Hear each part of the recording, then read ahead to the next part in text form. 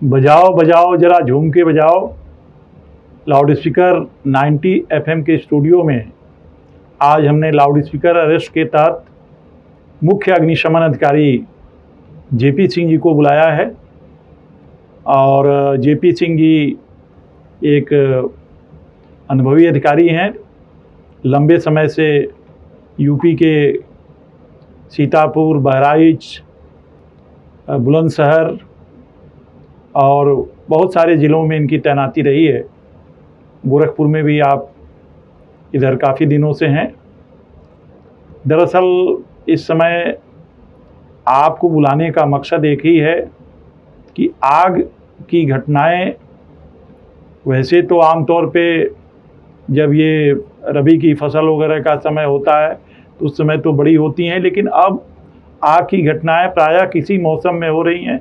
भीड़ भाड़ वाले इलाकों में जब से इंडस्ट्रियल बेल्ट होता जा रहा है, चारों ओर औद्योगिक विकास के कारण बड़ी बड़ी बिल्डिंगें बन गई और उन बिल्डिंगों में हम बड़ी बड़ी बिल्डिंगें तो बना लेते हैं, लेकिन उसमें अग्निशमन के जो उपकरण हैं प्रायः उनका अभाव होता है।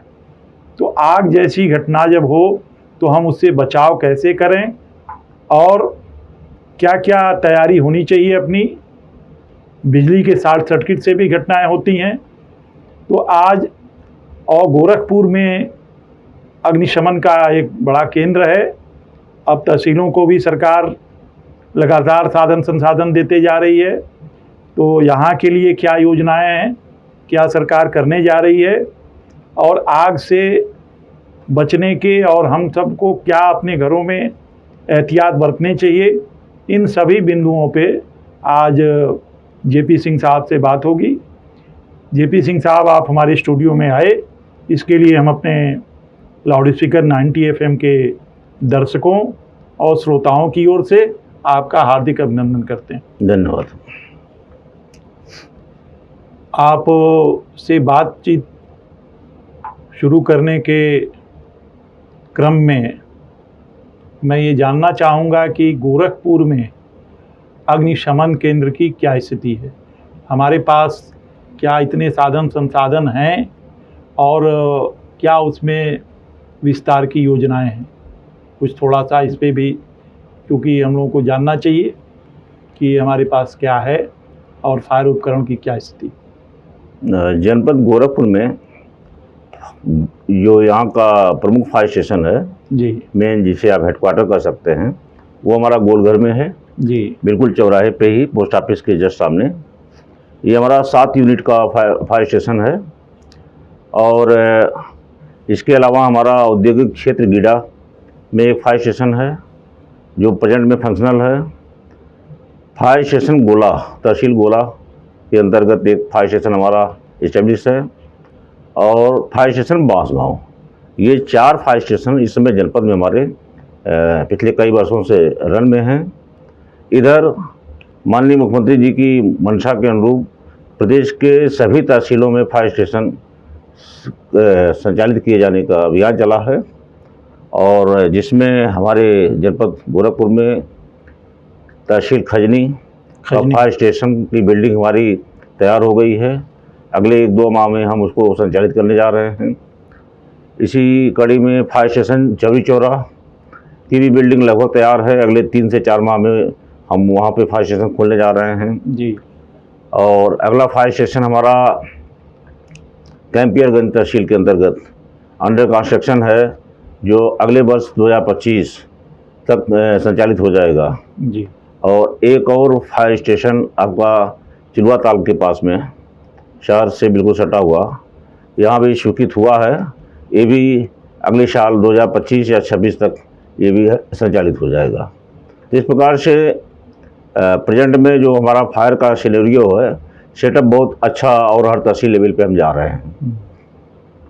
एक अभी गर्मी, जब बहुत ज़्यादा गर्मी पड़ रही थी, उस दौरान एसी में आग लगने की घटनाएं भी हुई और कैजुअल्टी भी हुई।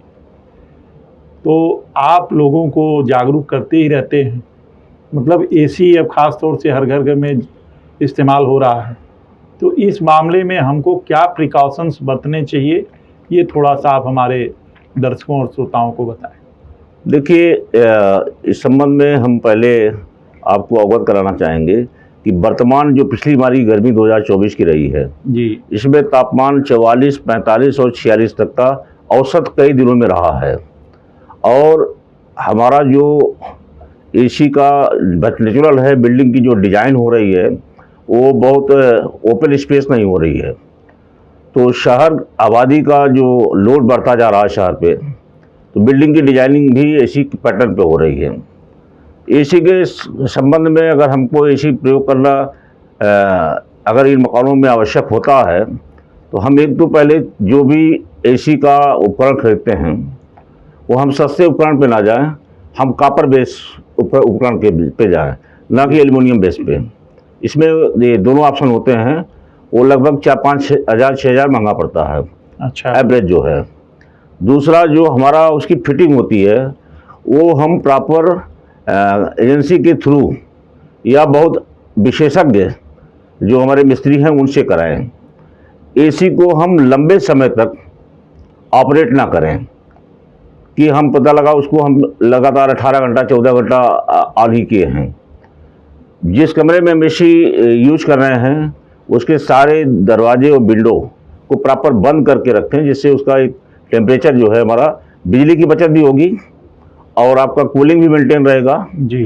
तो इसको हम 4 घंटे के बाद न्यूनतम 20-25 मिनट का रेस्ट अनिवार्य रूप से दें, तो हम इसको एक अच्छे समय तक यूज कर सकते हैं।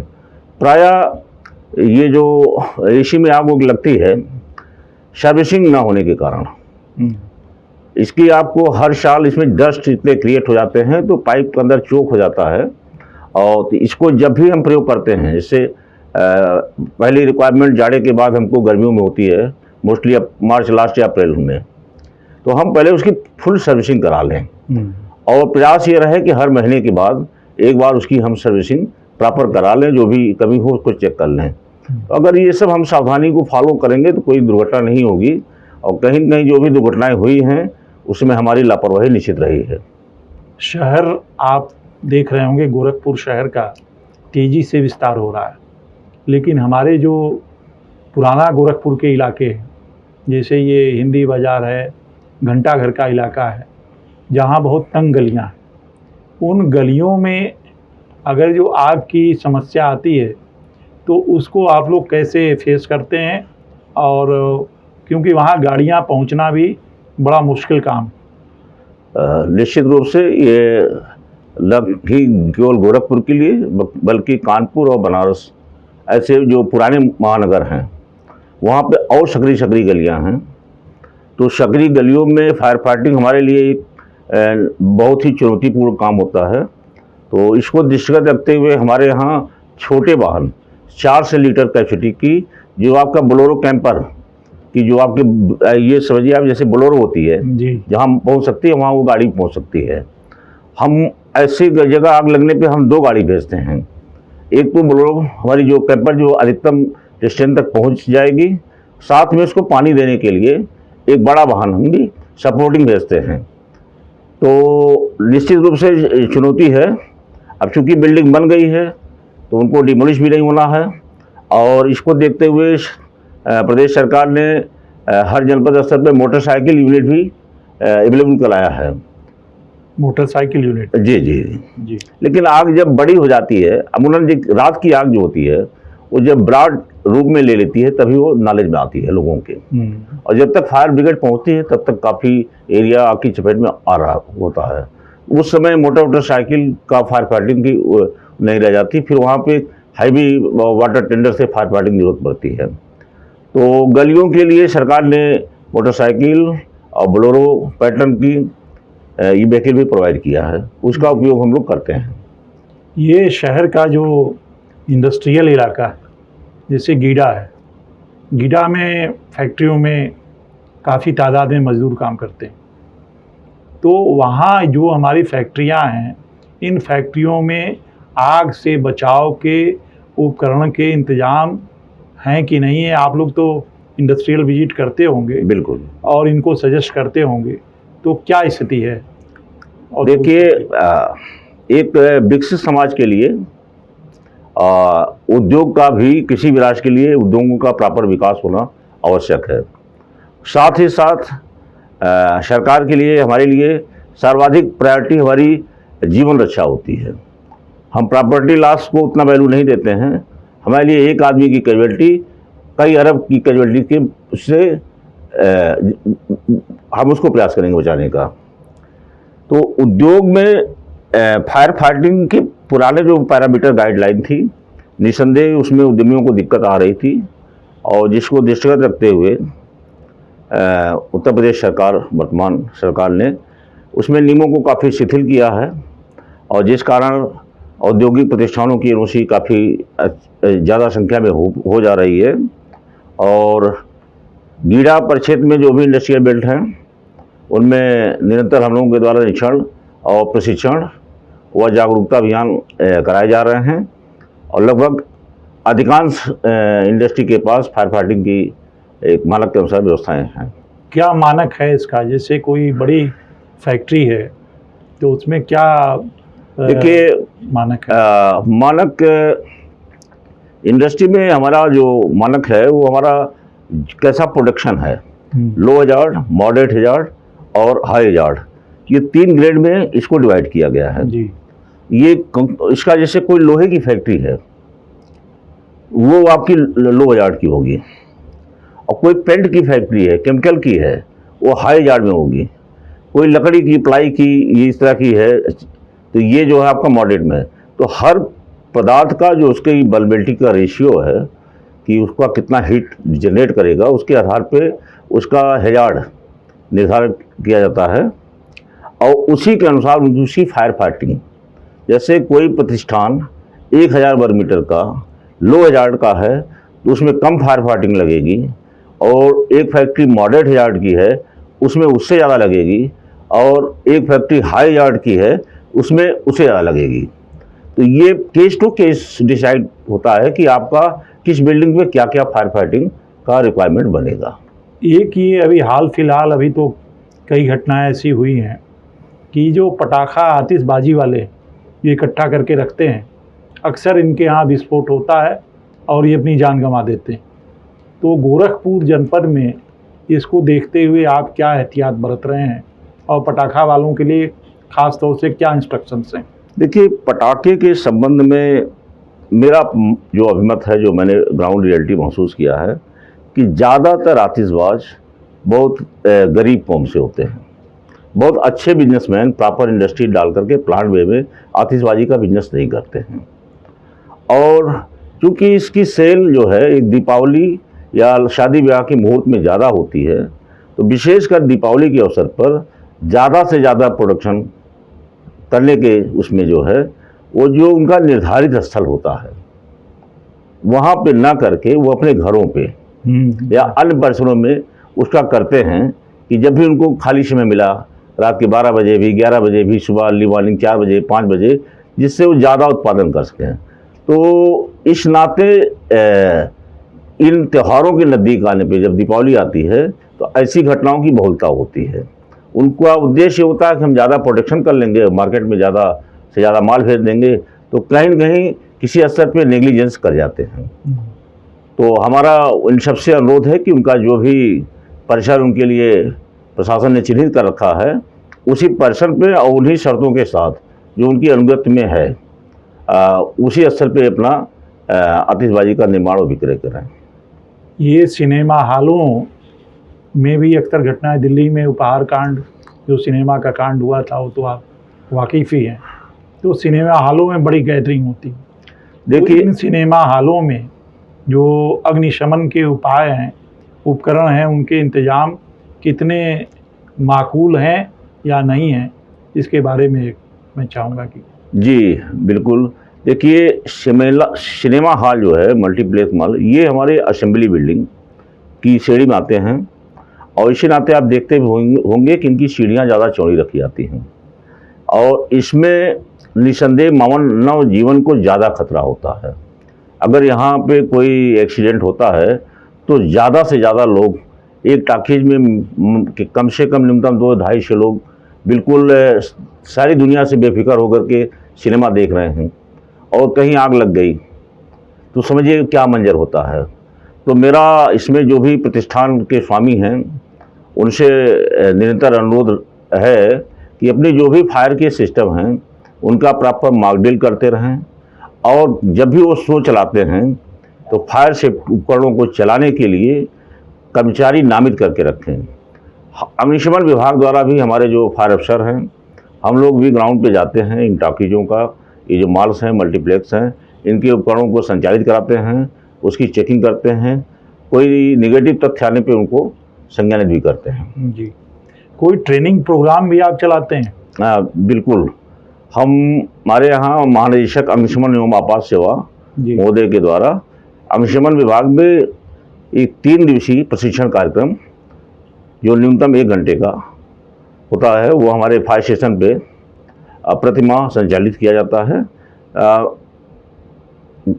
ये आपके अप्रैल मई जून जी 3 माह को छोड़ करके, और इसमें हम ज़्यादा से ज़्यादा लोगों को जो उद्योग में काम कर रहे हैं, अस्पतालों में काम कर रहे हैं, शिक्षण संस्थानों में काम कर रहे हैं, या आपके कॉमर्शियल जो इसमें जो भी लोग काम कर रहे हैं उनको हम वहाँ बुला करके फायर का जो सिस्टम है, जैसे हमारा डिलीवरी हॉज पाइप को कैसे फैलाना है, हाइड्रेंट को कैसे लगाना है, ब्रांच को कैसे जोड़ना है, तो हम एक कैसे फायर फाइटिंग करते हैं इसका प्रैक्टिकल उनको एक अनुभव कराते हैं, और विभिन्न प्रकार के जो हमारे फायर एक्सटिंग्विशर हैं वो कैसे ऑपरेट होते हैं उसके बारे में भी उनको जानकारी देते हैं। तो निसंदेह हम इस पर निरंतर काम करते हैं, और उनको इसके बाद हम एक सर्टिफिकेट भी देते हैं जी। और जिन लोगों ने 3 दिन का प्रशिक्षण का कोर्स कर लिया है उनको पुनः 4 दिन का, 1 सप्ताह के अंतराल के बाद 4 दिन का कोर्स करा करके फिर उनको 1 सप्ताह का प्रशिक्षण का एक प्रमाण पत्र हम लोगों के द्वारा दिया जाता है। तो ये इस प्रशिक्षण में सभी लोग भाग ले सकते हैं या कुछ चुनिंदा लोगों को? इसका कोई भी शुल्क नहीं है। क्या प्रोसीजर है? जैसे जी जी, इसका सीधा हुआ है कि वो फायर स्टेशन पे कोई व्यक्ति आए जो शारीरिक व मानसिक रूप से स्वस्थ हो, विकलांग ना हो, फिजिकली जी विकलांग मतलब फिजिकली फिट हो, और वो अपना एक प्रार्थना पत्र सिंपल कि अपना आधार कार्ड, अपना पता देते हुए कि मैं यहाँ का डोमिसाइल हूँ और मैं 3 दिन का प्रशिक्षण करना चाहता हूँ, तो मैं उसको हमारा जो डेट निर्धारित होती है उसको मैं फ़ोन करके बता देता हूँ हमारे स्टाफ से, और वो प्रॉपर उसी निर्धारित टाइम पर टीम आ जाती है और फिर हमारे स्टाफ लग करके उनको प्रशिक्षण कराते हैं। इसका कोई शुल्क नहीं है। हमारे फायर स्टेशन पे आकर के एक साधारण सा उनको एप्लीकेशन देना होता है। क्योंकि हमारे इस कार्यक्रम को यंगस्टर्स भी सुनते रहते हैं, तो जैसे ये ट्रेनिंग करने से कुछ उनको आप जो सर्टिफिकेट देते हैं तो उसके आधार पे कहीं उनको कुछ वरीयता भी मिलती है आगे, जैसे फायर सर्विस में ही भर्ती होना हो या कुछ ऐसा हो, कुछ ऐसा है क्या? बहुत अच्छा प्रश्न है आपका जी। क्योंकि वर्तमान में प्रतिवर्ष अग्निशमन विभाग की चुनौतियां बढ़ती जा रही हैं जी, और अग्नि दुर्घटनाएं भी बहुत ज़्यादा हो रही हैं। तो इन सब को कम करने के लिए प्रदेश सरकार ने अब ऐसी गाइडलाइन बनाई है, हमारा जो अग्निशमन अनुसूची नियम 2024 है, इसमें ट्रेंड फायर ऑफिसर को बड़े प्रतिष्ठानों को एम्प्लॉय के रूप में रखना होगा। उनको इससे एक रोजगार का काफ़ी अच्छा वो होगा, लेकिन अब उसमें क्या डिग्री निर्धारित की जाएगी वो अभी डिसाइडेड नहीं है जी। लेकिन इतना ज़रूर है कि मैं अपनी बात करता हूँ कि जब हम छात्र जीवन में थे, हम कहीं बैंक में, कहीं स्कूल में, कहीं अस्पताल में जाते थे तो हम एक फायर एक्सटिंग्विशर देखते थे। मेरी समझ में नहीं आता था कि क्या है, कैसे चलेगा, कैसे काम करेगा। अब जो हमारे यहाँ ट्रेनिंग कर लेते हैं, जब वो स्वयं फायर एक्सटिंग्विशर को चला करके अपने हाथ से कोई आग को बुझाते हैं तो उनका आत्मविश्वास कई गुना बढ़ जाता है। तो यह एक समाज को, और यहाँ जो जिस प्रतिष्ठान में काम कर रहे हैं, अगर उन्होंने ऑपरेट किया है तो उनका नॉलेज बहुत बढ़ता है, उस प्रतिष्ठान के हित के लिए अच्छा है, समाज के लिए अच्छा है। जी। आम तौर पे जैसे कोई आग की घटना होती है तो उस समय थोड़ा सा लोग घबरा जाते हैं, जैसे आग, तो उस समय जैसे आग की किसी बिल्डिंग में मान लीजिए आग लग गई या शॉर्ट सर्किट हो, तो उस समय एहतियाती लोगों को क्या तुरंत निर्णय लेके क्या करना चाहिए? आपके नंबर पे या जो भी है, थोड़ा सा इस बारे में। बिल्कुल बिल्कुल। देखिए, सर्वप्रथम मैं ये कहूँगा कि अगर कहीं भी आग की दुर्घटना हो जाती है तो आप पहला है कि आप बिल्कुल पेशेंस रखें। जो भी आपके घर में, परिवार में, मान लीजिए आप किसी मकान में हैं, बिल्डिंग में हैं, तीसरे तल पे हैं, चौथे तल पे हैं, या हाई राइज बिल्डिंग के अपार्टमेंट में हैं, तो आप सबसे पहले जो घर के बच्चे और विकलांग और वृद्ध, इन लोगों को बाहर निकालने का, सुरक्षित निकालने का प्रयास कीजिए। और ऑलवेज प्रॉपर्टी फिर कमाई जा सकती है, फिर बनाई जा सकती है, और जीवन फिर वापस नहीं मिलेगा। तो सबसे पहले उनको सूचित कीजिए, और फिर अग्निशमन विभाग को आप सूचित कीजिए। अगर आपके पास नंबर नहीं है स्थानीय फायर स्टेशन का, ऐसे एक सब नागरिक के रूप में लोगों को अपने स्थानीय फायर स्टेशन और स्थानीय थाने का मोबाइल नंबर अपने मोबाइल में, यहाँ का नंबर बोल दीजिए जी। फायर स्टेशन जो हमारा गोल घर है जनपद गोरखपुर के, जो भी हमारे संभ्रांत नागरिक हैं, वो एक नंबर नोट कर लें, 945441 8790 945441 8790। यह नंबर हमारे फायर स्टेशन के कंट्रोल रूम पर है, जहां हमारी 24 आवर हमारी ड्यूटी, यहाँ पे शिफ्ट वार कर्मचारियों की 4-4 घंटे की ड्यूटी लगाई जाती है। उनका काम यही होता है कि वो केवल सूचनाओं को, जो भी टेलीफोन आते हैं उनको रिसीव करते हैं, उनको एक रजिस्टर पे नोट करते हैं, या वायरलेस सेट के माध्यम से जो सूचना किसी माध्यम से जो प्राप्त होती है उसका लिखितकरण करते हैं, और अग्निकांड की सूचना प्राप्त होने पर सायरन बजाते हैं और फायर यूनिट को घटनास्थल के लिए प्रस्थान कराते हैं। कितने देर में आप लोग एक्शन में आ जाते हैं? हम 1 मिनट के अंदर सूचना प्राप्त होने के बाद, आपका टेलीफोन खत्म होगा, वार्ता हमारी आपकी खत्म हुई, तो 1 मिनट के अंदर हमारी फायर टीम घटनास्थल के लिए गाड़ी हमारी रनिंग पोजीशन में आ जाती है। तो आप लोग पानी वगैरह का इंतजाम जी गाड़ियों में पहले से रोज? हमारे फायर स्टेशन पे 50,000 लीटर का अंडरग्राउंड टैंक है, ट्यूबवेल है, और नगर पालिका की जो ट्यूबवेल्स हैं उसमें भी फायर की कपलिंग लगी है जी। उसका पूरा डिटेल हमारे पास अभिलेखीकरण आता है जी कि कौन कौन सी वर्किंग है, कहाँ कहाँ से हमको पानी का स्रोत मिल सकता है जी। एक अच्छे फायर ऑफिसर को अपने क्षेत्र में जो पानी के स्रोत हैं उनकी जानकारी होनी चाहिए, और वो हम लोग रखते हैं। और हमारी गाड़ियाँ 24 आवर आग बुझाने के बाद बगैर पानी भरे हुए, अगर घटनास्थल पर संभव है तो हम वहीं भरने का प्रयास करते हैं, कि हो सकता है कि हम रास्ते में हों और हमको रास्ते में ही कोई सूचना मिल जाए। हम ये इंतजार नहीं करते कि हम फायर स्टेशन जाके पानी भरेंगे, और अति विषम परिस्थिति हुई तो आग बुझाने के बाद पहले हम पानी भर के तब फायर स्टेशन आते हैं जी। तो हमारी गाड़ियाँ ऑलवेज पानी इससे फुलफिल रहती हैं। जो आग बुझाने वाले जवान हैं उनको बहुत विषम परिस्थितियों में भी काम करना पड़ता है। चैलेंजेस, हर घटना एक नया चैलेंज उनके सामने उपस्थित करती है। तो इनकी ट्रेनिंग कोई एक जो परंपरागत ट्रेनिंग है वही ट्रेनिंग होती है, या कुछ ट्रेनिंग में अब कोई नया सुधार हुआ है, या कुछ और चीज़ें प्लस हुई हैं? देखिए, निस्संदेह आपका प्रश्न बहुत ही महत्वपूर्ण है। प्रारंभिक ट्रेनिंग जो हम लोगों की फायर स्टेशन का, जो हमारा फायर सर्विस का उन्नाव दोस्ती नगर में अपने यूपी का जो फायर का ट्रेनिंग सेंटर है, वो एशिया का सबसे बड़ा फायर सर्विस का ट्रेनिंग सेंटर है उन्नाव में जी।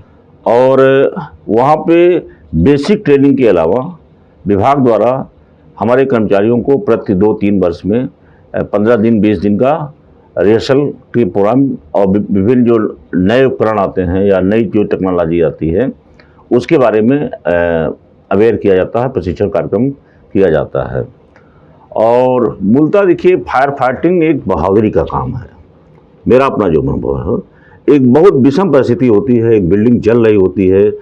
अब आप सोचिए कि अप्रैल के महीने में जहाँ 45-46 डिग्री का तापमान हो, और एक आदमी पानी की ब्रांच के सहारे जो 15 मीटर की जेट दे रही है, उस आग से लड़ रहा है। बिल्डिंग में कोई कैजुअल्टी हो तो हमें अपने प्राणों की चिंता नहीं रहती। हम उसमें घुसेंगे, जो भी वहाँ पे कोई व्यक्ति है उसको निकालने का हम पूरा प्रयास करते हैं। जी। उसमें हमारे कर्मचारी, हमारे विभाग के अब तक कई कर्मचारी शहीद भी हुए हैं, अपनी जान भी गंवाए हैं, लेकिन चूँकि हमारा कर्तव्य है, सरकार ने हमको इसीलिए अपॉइंट किया है, तो हम कर्तव्य सर्वोपरि रखते हैं। और अग्निशमन कार्य विषाक्त धुआं भरे माहौल में, केमिकल है, कभी कभी जानकारी नहीं देते प्रॉपर कि उनके यहाँ क्या स्टोरेज है, ब्लास्ट हो जाते हैं। तो ये चीज़ है कि फायर ब्रिगेड को जो एक्चुअल फैक्ट्स है उसको बताइए कि बिल्डिंग में पेट्रोल रखा है कि डीजल रखा है कि क्या चीज़ है, इस चीज़ को सही चीज़ बताइए, तो आपको जो भी टीम गई उसको निर्णय लेने में अच्छा रहेगा, जजमेंट लेने में अच्छा रहेगा। एक अब तो आग की घटनाएं जो नेचुरल होती हैं या किसी हादसे में या कोई शॉर्ट सर्किट, इसके अलावा जो टेररिस्ट एक्टिविटीज़ बढ़ी है, आतंकवादी घटनाओं में जब आतंकी भी कहीं घुसते हैं तो उस समय भी फायर ब्रिगेड की उपयोगिता बढ़ जाती है, क्योंकि वहाँ जो ब्लास्ट करते हैं उससे जो आग लगती है उसको बुझाने में भी फायर ब्रिगेड के जवान लगते हैं। तो इन टेररिस्ट एक्टिविटीज़ के मद्देनज़र भी कोई ट्रेनिंग आप लोगों को दी जाती है? देखिए, आतंकवादी घटनाओं में फायर सर्विस का तो बहुत रोल नहीं है। जो आग की घटना है उसमें आग लग जाती है। हाँ, तो मेरा उद्देश्य, अब आग किस कारण से लगी हो, चाहे वो प्राकृतिक हो, चाहे नेचुरल हो, चाहे युद्ध के समय हो, समझ रहे हैं, हमारा है कि जो भी हमको सूचना मिलेगी फायर कॉल का यहाँ पे, उसको हमको बुझाना है। जी ये प्रश्न आपको ये बहुत अच्छा मुझे लगा, जी। विशेषकर कि देखिए, आवश्यकता आविष्कार की जननी होती है।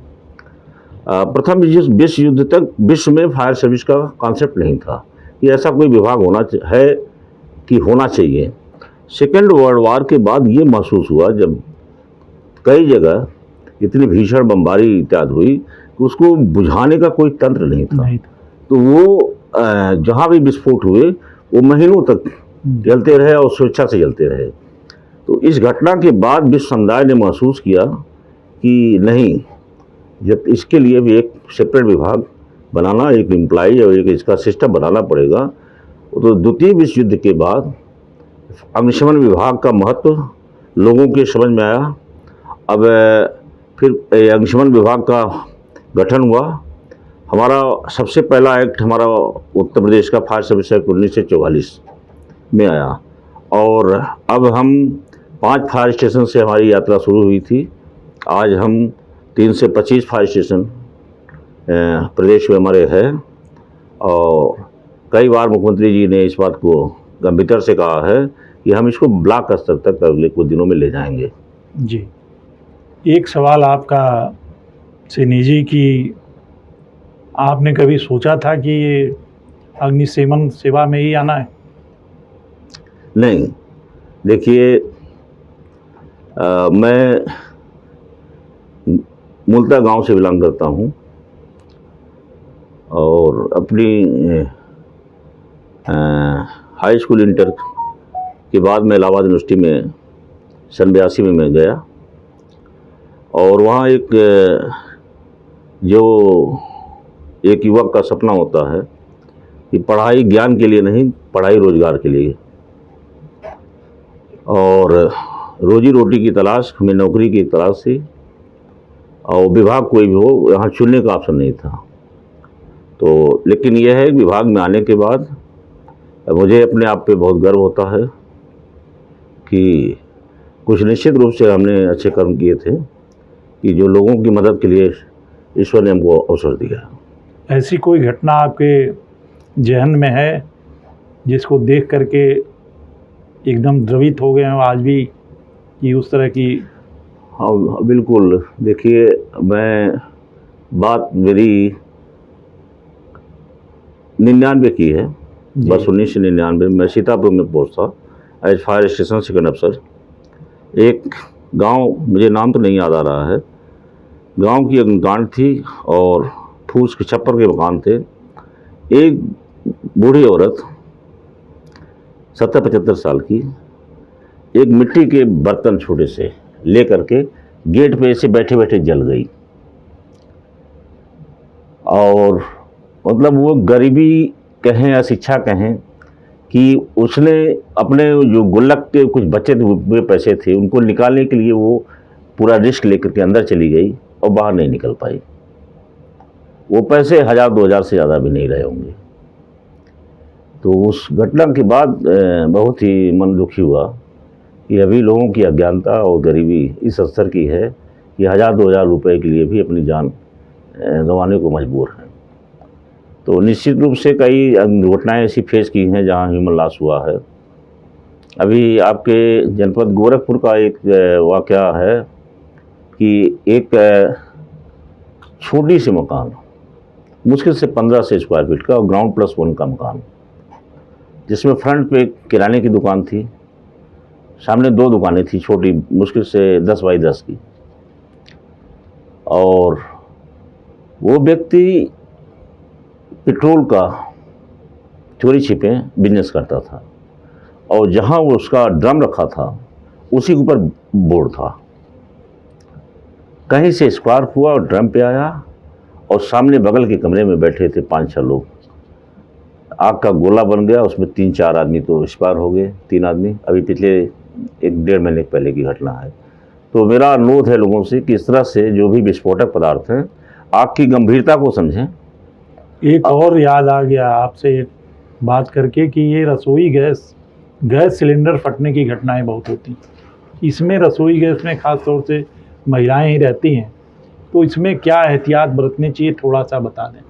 देखिए, रसोई गैस को जब मैं देखता हूँ, चूँकि मैं ग्रामीण परिवेश से आया हूँ, तो हमारे छात्र जीवन या बचपन में जो भी खाना बनता था वो लकड़ियों से बनता था।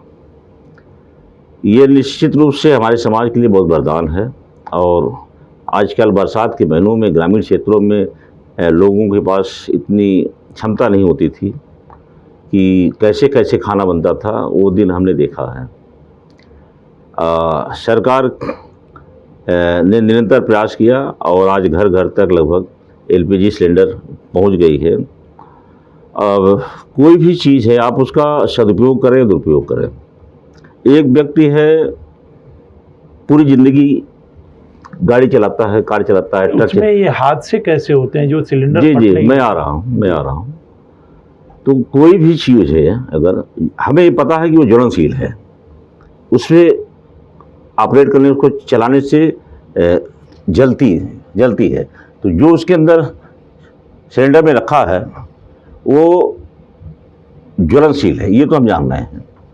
हम रोज़ खाना उसी से बना रहे हैं। अब अगर उसका हम मिसहैंडलिंग कर रहे हैं तो इसमें सर्वाधिक जो समस्या होती है, जिनका रेगुलेटर होता है और पाइप, जहाँ से पाइप का जॉइंट्स होता है वो उसका टाइट होना बहुत ज़रूरी है जी। और रेगुलेटर की सर्विसिंग प्रॉपर। कभी कभी ही ऐसे स्टेज आए हैं कि सिलेंडर स्वतः नहीं ब्लास्ट होता, और लगभग कोई भी सिलेंडर आप 25 मिनट तो आइडियल मान ही लीजिए कि आग में भी पड़ा हो अगर, तो 20 से 25 मिनट लगभग सेफ टाइम होता है। हम लोगों ने ऐसे इवेंट ऑपरेट किए हैं कि जहां घटनास्थल पे पहुंचे हैं, लगभग 25 मिनट से जल रहा था और फिर हाल उस पर पानी डाल करके सिलेंडर को हमने बाहर निकाला है। तो इसका कोई ऐसा नहीं कि हम फिक्स टाइम दे दें, क्योंकि इसके संबंध में हम दिल्ली में हमने सेमिनार किया था, राष्ट्रीय स्तर के विशेषज्ञ आए थे, उनसे भी मैंने इस प्रश्न के बारे में जानकारी चाहिए थी, लेकिन मुझे इसका एक्यूरेट टाइम नहीं मिला। एक्चुअली वो डिपेंड करता है कि कैसा हीट है। तो इसकी जो है प्रॉपर सर्विसिंग करें, ब्रांडेड। ज़्यादा एक्सीडेंट्स जिसमें आपने देखे होंगे, जो बाज़ारों में नॉन आईएसआई सिलेंडर बिकते रहते हैं और जिसे मैं अवैध ही कहूँगा। ज़्यादा दुर्घटनाएं चूँकि सस्ते होते हैं और सरकार ने 14 केजी के रखे हैं। आप दुकान पे भी देखते होंगे, अंडे वाले, चाट वाले 5 किलो के सिलेंडर कर करके बाजारू वाले उड़ी से सार्वजनिक प्लेस पे कर रहे हैं। उसमें यह है कि उसकी बॉडी का जो है, चूँकि हमारा एलपीजी है लिक्विड फॉर्म में प्रेशराइज करके भरा जाता है और जब जैसे ही ऑक्सीजन के संपर्क में आता है तैसे वो फ्लेम में कन्वर्ट होता है। तो ये जो भी इसका पाइप है और जो भी रेगुलेटर है और जो इसका हमारा सिलेंडर है, हम कंपनी के थ्रू ही ऑपरेट करें और इसके मेंटेनेंस पे निश्चित रूप से पूरा ध्यान दें। और हम एक फायर एक्सटिंग्विशर, हमारा एक फायर एक्सटिंग्विशर लगभग 6 kg का फायर एक्सटिंग्विशर लगभग 2000 रुपये की कास्ट का आता है। हम 2 करोड़ का मकान बनाते हैं, लेकिन एक फायर एक्सटिंग्विशर अपने किचन पे नहीं रखते। और हमारी घर की जो महिलाएं हैं, हमारी बेटियां हैं, बहन हैं, उनको जिनको जो हमेशा किचन का काम कर रही हैं, उनकी सुरक्षा के लिए किचन के बाहर एक हमको फायर एक्सटिंग्विशर रखना चाहिए, एक फायर एक्सटिंग्विशर रखना रखना चाहिए। लेकिन अभी हम सर्वे करेंगे तो 95% नहीं मिलेगा।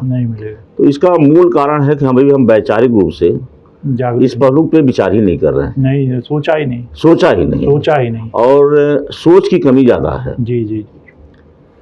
तो आज आपने इतनी महत्वपूर्ण जानकारी दी और आज आपने बहुत ध्यान से सुना, और मुझे लगता है कि हमारे जो घरों में आमतौर पे हम लोग आग से कैसे बचाव कर सकते हैं, क्या प्रिकॉशंस ले सकते हैं, इन सारे और बड़ी बिल्डिंगों में भी ये सारी बातों की जानकारी आपने दी। जेपी सिंह साहब, आप हमारे स्टूडियो में आए, इसके लिए हम अपने लाउड स्पीकर 90 FM के दर्शकों और श्रोताओं की ओर से आपका आभार व्यक्त करते हैं। बहुत बहुत धन्यवाद, बहुत बहुत साधुवाद।